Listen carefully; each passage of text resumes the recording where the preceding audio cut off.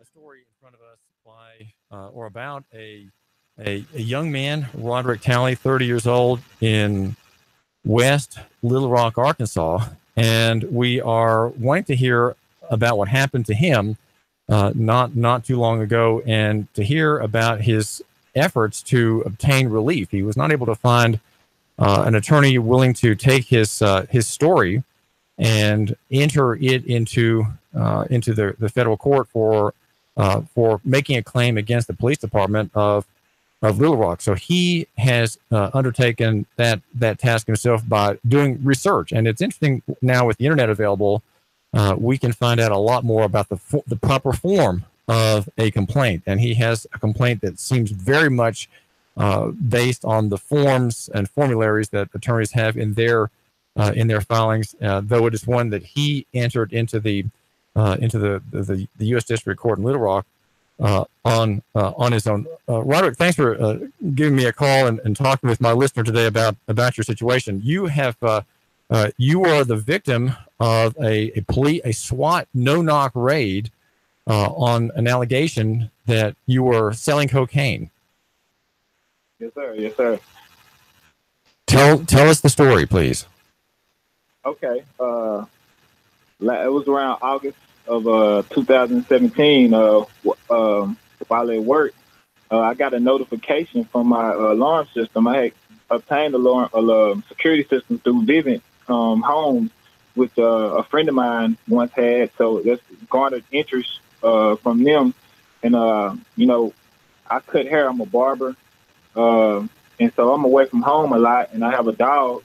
My dog Pac-Man, who was in the video, it can be seen. I'm like, that was my whole point of getting the security system. And I had packages, barbering supplies delivered to my home that were stolen on my doorstep. And I lived in that apartment complex before and had my door kicked in. So, and it seems when you call the police out to, help you with situations like that, they just take the information and you never hear anything back from them. And I didn't have rent insurance, so I lost everything I had. So this time, to kind of protect myself from that happening, I got an alarm system. And so on about August the 3rd, I was at work. I received a notification from my phone, because Vivint has an app where you can check, your cameras while you're at work. And I got a notification that somebody was at my door. And I had never seen a gentleman before, and so I didn't really pay it any mind. I thought maybe somebody knocking on the wrong door, until the next day at work, I got another notification, and I seen a officer dressed in, all blue with a gun on his hip and knee pads. And, I thought to myself, like, what's going on? I seen him walk by and take pictures of my door. And so that caused me to call my father and ask, tell him what was going on after I left work. And when it told the front office, what was going on at my apartment. And she then informed me that the officers came by, they wanted her to evict me, and she told them that she didn't have enough, reason to evict me. And she just told me I need to be careful, she said, because it seems like they're after you. And which I didn't understand. I had never been arrested for drugs, never been affiliated with anybody with drugs. My friends don't do any, I hang with pretty regular guys, and so as at work, when I left work and went to talk to management, I went back to work. I just kind of went about my day, and I showed my coworkers what had been happening or whatever, and one of them informed me, like, "Hey man, it looks like they probably about to bust in your house." And I was like, "Well, I don't see why." I said, "I don't do anything at my house or anything like that. I spend, my days at work Tuesday through Saturday cutting hair, and on Sundays or Mondays, every other Monday, I would rotate different homeless stuff, cutting hair, just doing something to give back, and really just to practice my skills, to get better at being a barber." And I'll be doing this on August the 10th, about 6:22 in the morning. I wake up to a door on top of me and SWAT team coming into my apartment with guns pointed at me, telling me if I moved, that I would be killed. And I still didn't understand why. And after they came in and detained me and brought in K9s and searched my house, they ramaged my house. Then 3 officers stayed, and they did extra searching and looked around the apartment. And they didn't really, didn't ask me, didn't tell me what they were looking for, didn't say anything. And did they have a warrant? The search warrant. Didn't even show me the search warrant. Did you ask for a warrant? Did you ask for a warrant? I said, what's going on? And they told me we have a search warrant to search your house. But I mean, I never saw it. And they sat me in my chair. I got my barber chair in my house. Sometimes my friends come over and I cut them. And so I was sitting in the chair. They had my hands tied behind my back. They searched my house. They searched. And eventually, after I realized, I was like, all this makes sense now from, the guy coming to my door and the officer taking pictures. At this point, I was still afraid, but I kind of, took a deep breath because I knew what I had on camera that they didn't know. And so at that point, I just kind of tried to remain calm, but also, they checked me and counted my money that I had in my pocket over, I had about $1,000. I hadn't paid my rent. I still got a letter from the apartment where they sent me a notice from where I owed them for not paying my rent yet. And so they counted my money and they put it in the envelope and placed it in a freezer for me, which was confusing to me because if they suspected me of, dealing any drugs, I would have thought that any money I had, they would have taken that also. Well, let's just back up for a second. We're talking with Roderick Talley of Little Rock, and you sort of underplayed the most dramatic moment of your story. I think the beginning attack on your integrity and your rights. That is to say, a bomb was set off at your door. You say you woke up about 6:30 with your door on you. Well, say something about how that door ended up on you, the front door of your apartment building, of your dwelling. Like I was asleep, and like I said, when I just hear this loud explosion, and the explosion, like it was so fast, it was so loud that when my door came off the frame, it literally blew off the frame and landed on top of me. It was almost like a movie, like something that you see on a movie. It was crazy. Then you see guys storming in basically riot gear with military guns pointed at you, and all I seen was smoke, flashlights, and guys with like helmets on and body armor and all black. And the explosion was like it woke the entire neighborhood up, and the force was so forceful that it knocked my neighbor's door off track that was across the hall. It was that loud. Like, I mean, only thing I knew was to put my hand in the air because I knew if I had made any sudden movement, they would have had a right in their mind to shoot me. And at that point, my story now would never be out. So I was scared for my life. I've been in situations where I felt like, something bad can happen before, but never to that degree to where, like if you any sudden movement, they're going to kill you. I was afraid for my dog because my dog was right there at the door once I seen the video, and he's not aggressive. He's a big baby. He took off running and hid. And there was another thing that crossed my mind. Like if they knew that, someone had been in my apartment or had been to my door, they would know my dog is the first person to come to the door. They would have shot him from the beginning, but he hid under a desk. Yeah, dogs are very dangerous for police officers. Yes, sir. Yes, sir. Well, so you were certain that you then began what I would say is an admirable series of steps, Roderick Talley, and that is to get the information. What did you have to do to find out? Like, get a copy of the warrant. How long did that take? And what were the cops looking for?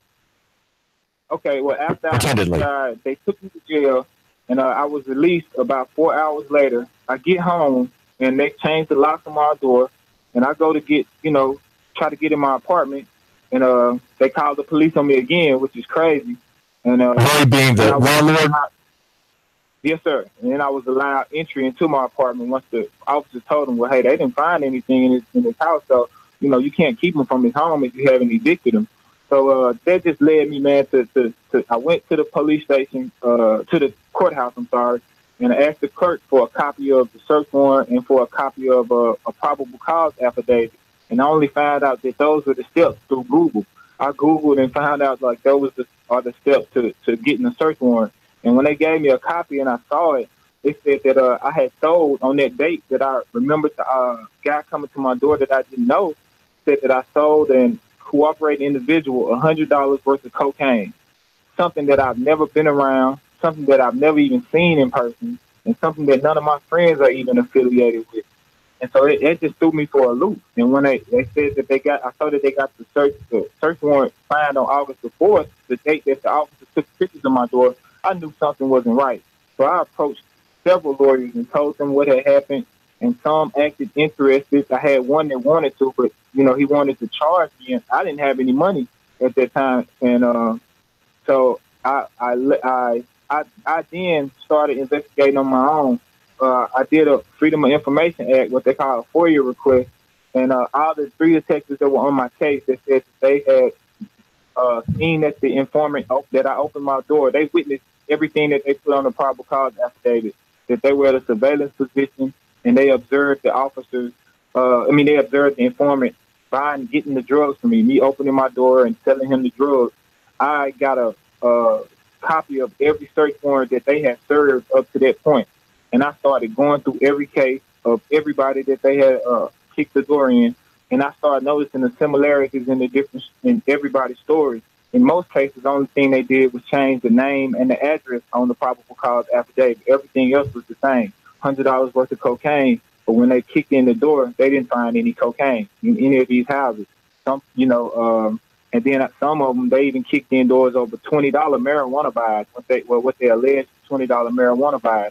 And so at that point, I knew something wasn't right. And I went to court. I asked for a probable cause hearing, and they granted me one. And as I got to court, they granted me one for October the 20th of 2017.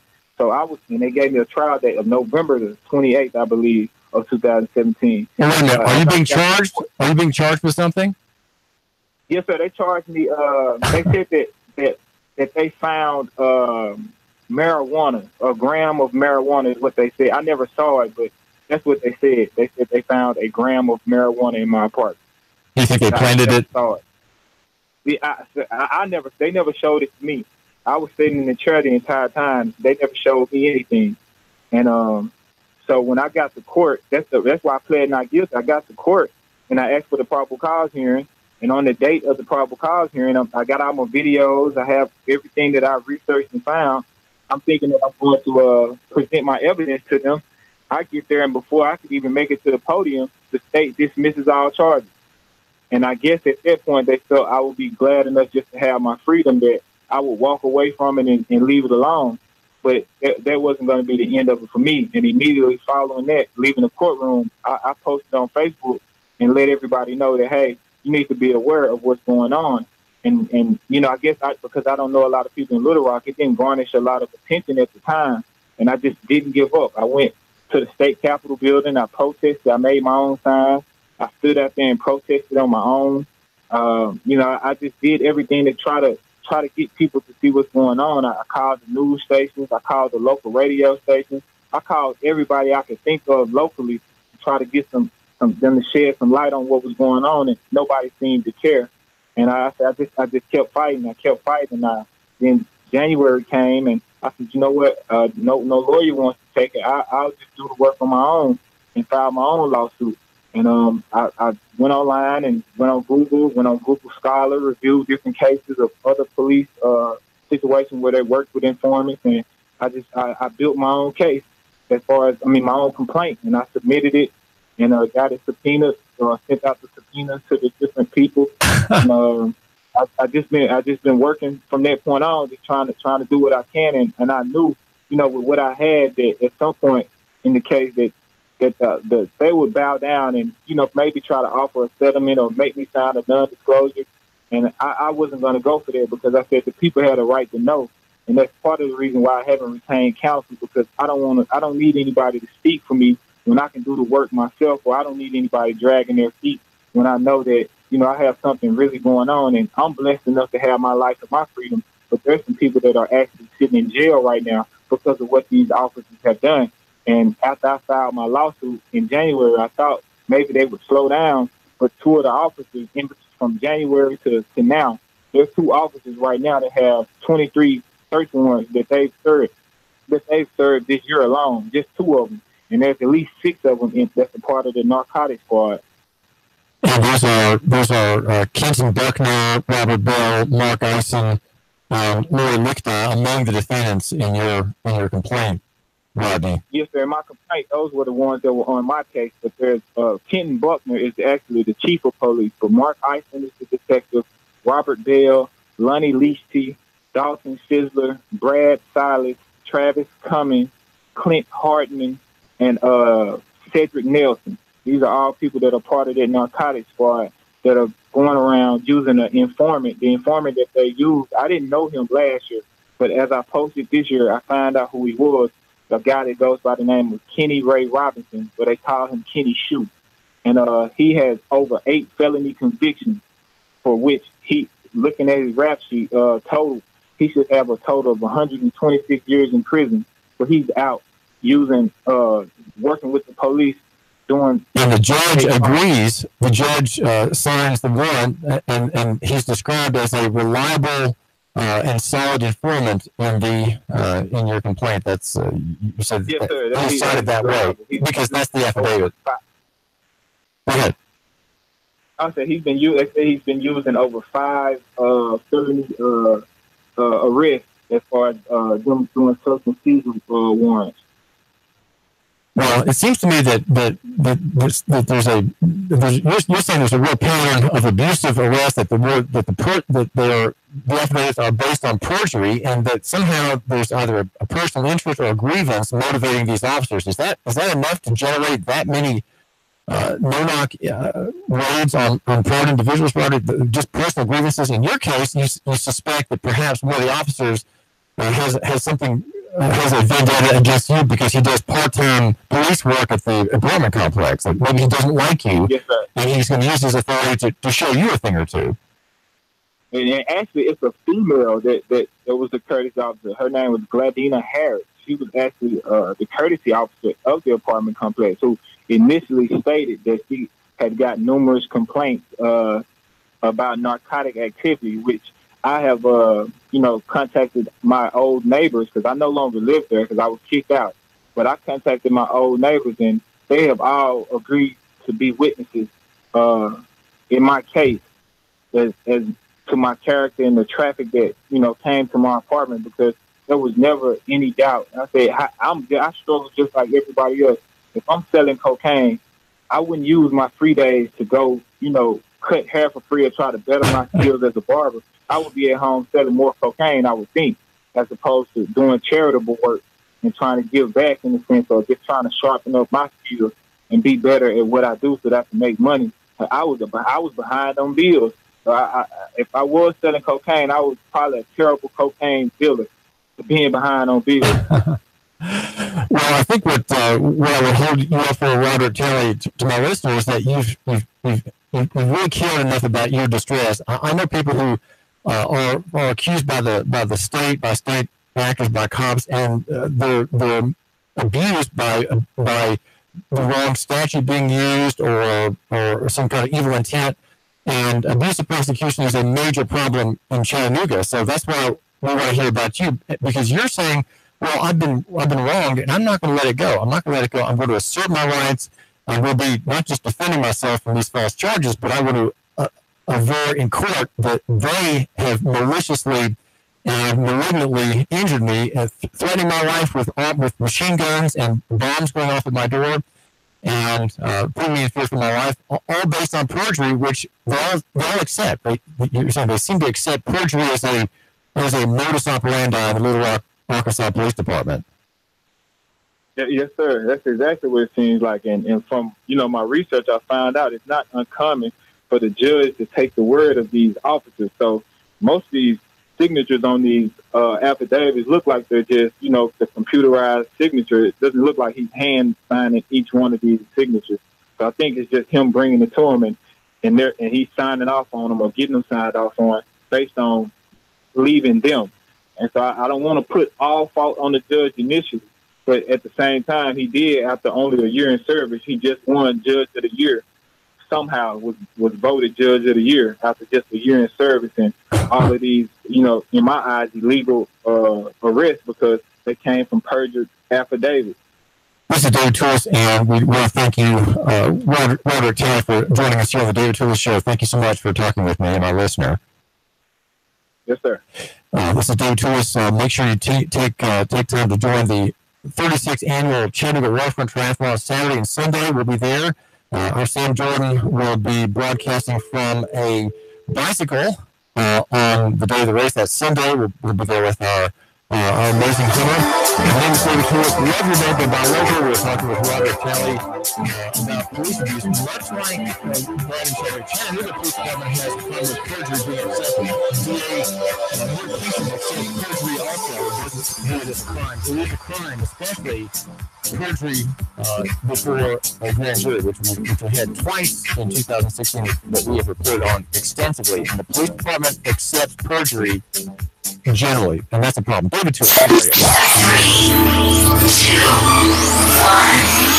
Chattanooga Radio, digital FM 95.3 HD4, 92.7 FM's news now. Corrections made to the Jeff Stiles police press release. Chattanooga police omitted two phrases after learning they were incorrect. Stiles' attorney says the statement that he blacked out and went into red mode was made while Stiles was under the influence of morphine.